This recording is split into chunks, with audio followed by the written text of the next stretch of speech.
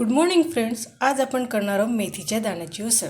त्याकरता आपल्याला मेथी दाणे मोड आलेले लागणार आहेत, कांद्याची पात, चिरलेला कोथिंबीर, मिरची, टोमॅटो आणि कांदे.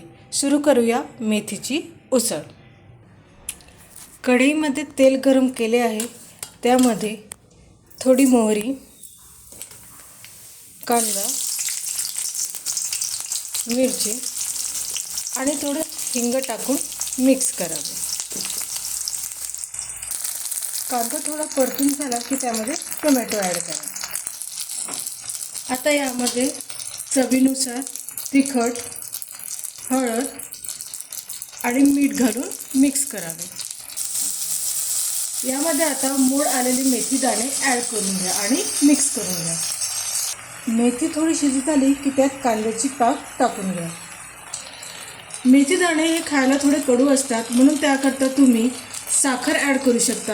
ज्यांना गूळ आवडतो त्यांनी गूळ पण ॲड करावा. थोडा जास्त केल्यावर त्याचा कडूपणा कमी होतो, पण ही शरीराला पौष्टिक असते म्हणून करून खावी.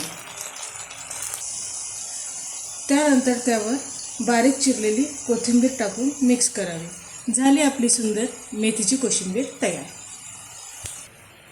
अशा सुंदर रेसिपीसाठी व्हिडिओ लाईक करा, शेअर करा आणि सबस्क्राईब करा.